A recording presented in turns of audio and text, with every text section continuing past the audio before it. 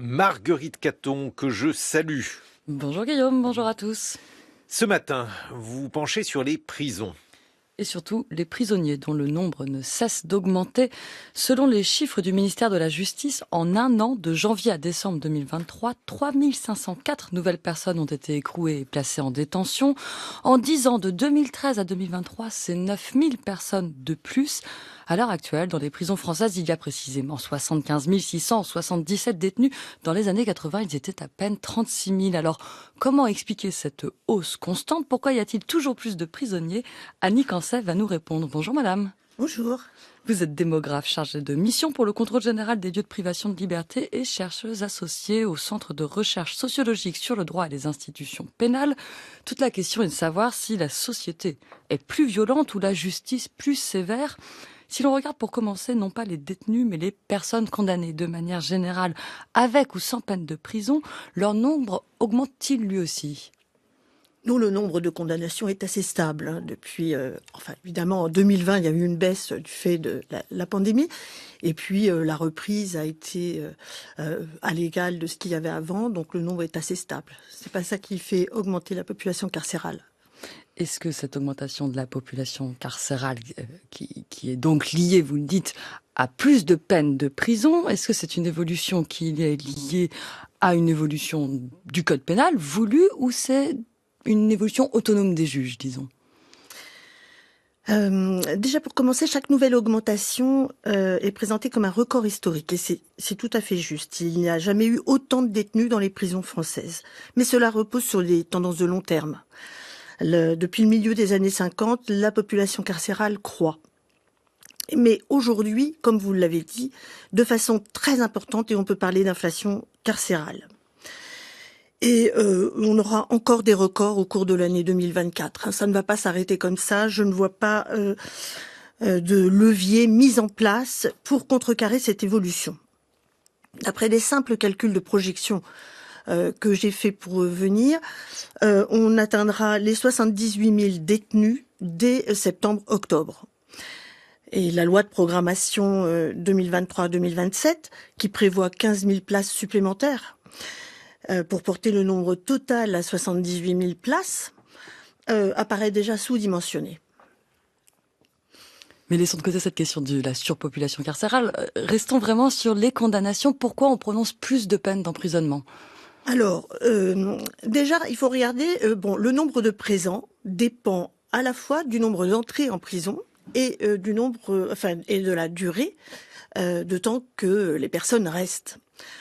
Alors, j'ai regardé les entrées en prison depuis 2 ans. Après le Covid, évidemment, tout a augmenté, tout a réaugmenté. Mais depuis 2 ans, les entrées en prison, le nombre d'entrées en prison est stable.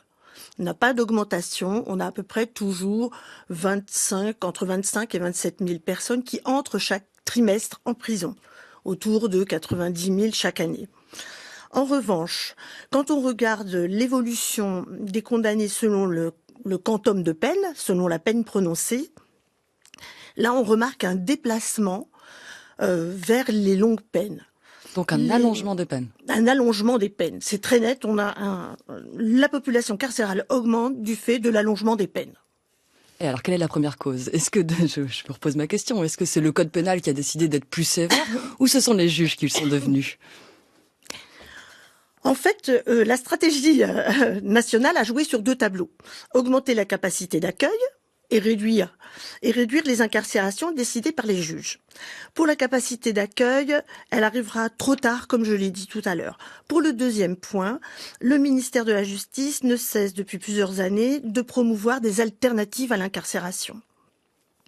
Travail d'intérêt général, sursis probatoire ou surveillance électronique, allant jusqu'à interdire les très courtes peines, les moins de 6 mois, et à rendre quasi obligatoire l'aménagement ab initio, c'est-à-dire dès que la peine est prononcée, de toutes les peines inférieures ou égales à 1 an. Donc normalement, on aurait moins de courtes peines. Normalement, on devrait. Mais on a moins de courtes peines, effectivement, les moins de 6 mois. Mais tout se reporte sur les peines plus longues, notamment les peines qui vont de 1 à 2 ans, de 1 à 5 ans, en fait. Mais cette politique impose aux juges un raisonnement contradictoire. Ils prononcent une peine ferme, et dans la même décision, un aménagement de peine. Donc un placement sous surveillance électronique le plus souvent. Donc c'est schizophrénique pour eux. Il y a une forte résistance des magistrats à cette injonction à aménager tout de suite, et donc ils prononcent des peines plus longues.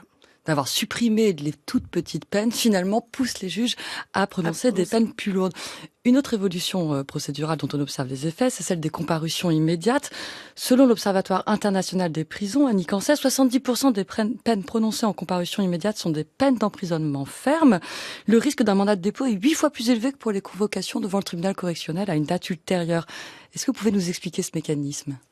Oui, c'est vrai, la comparution immédiate débouche la plupart du temps sur une peine de prison, sur une peine ferme. C'est une procédure rapide. Elle est employée de plus en plus, notamment en ce moment pour régler tout le contentieux des violences intrafamiliales. C'est une priorité nationale. Et donc, on veut juger très vite la personne. Et de toute façon, il n'y a pas de question de culpabilité. Et donc, on est souvent en flagrant délit. Il n'y a pas vraiment le temps de préparer sa défense. Vite, et une peine de prison, voilà. Vous avez parlé des violences intrafamiliales, et c'est intéressant. Je voudrais qu'on parle un peu de ces nouveaux types d'infractions. Enfin, c'est pas nouveau, mais peut-être sur lesquels on a une sévérité accrue. Sur quelles infractions en particulier s'exerce le durcissement pénal ? Donc les violences intrafamiliales, c'est très clair, parce que comme je vous l'ai dit, c'est une priorité nationale, et donc les juges s'en emparent. Et après le Covid, évidemment, il y a eu une quantité beaucoup plus importante de violences intrafamiliales pendant le confinement. Donc tous ces dossiers sont traités après et sont traités plus lourdement. Et aussi, parallèlement, oui c'est ça, le nombre de condamnations pour violences intrafamiliales a doublé depuis quelques années. On a à peu près 60 000 condamnations chaque année, contre 20 000 en 2017. Donc il y a eu un bond énorme de ce contentieux. Parallèlement, le contentieux des stupéfiants, le trafic de stupéfiants. Oui, ça c'est 19% des prisonniers actuellement, des personnes coupables de Les trois contentieux les plus importants sont trafic de stupéfiants, violence contre les personnes et les vols de toutes sortes. Mais les vols de toutes sortes ont nettement diminué depuis les années 80. Ils représentaient 60% et aujourd'hui 27%. Donc c'est plus le contentieux qui remplit les prisons. Il faut dire un mot d'une part très importante aussi de la population carcérale avant de terminer cet entretien. C'est des personnes qui ne sont pas condamnées mais qui sont en attente de procès, qui sont placées en détention provisoire parce qu'on les considère trop dangereuses ou parce qu'on considère qu'on craint qu'elles ne s'enfuient par exemple. Ce chiffre-là, est-ce qu'il est stable ? Je crois qu'il atteint environ 26% des détenus. Près de 30%, les dernières statistiques que j'ai regardées. C'est pas seulement le fait de craindre l'ordre public, c'est aussi un problème de garantie de représentation, comme on dit dans la justice, c'est-à-dire les personnes n'ont pas de logement et n'ont pas d'emploi, et donc passent par une comparution immédiate ou une CRPC qui est un plaidé coupable à la française, et un CRPC déferment qui conduit aussi à la prison, puisque c'est de nouveau très employé, ça ressemble à la comparution immédiate. Donc toutes ces voies rapides font que les personnes vont en prison. Plus en prison. Beaucoup plus nombreuses. À l'heure actuelle. Merci beaucoup. Donc on comprend qu'on peut construire autant de places de prison. On courra toujours après ce raidissement social et pénal. Merci Annie Cancet. Je rappelle que vous êtes démographe chargée de mission pour le contrôle général des lieux de privation de liberté.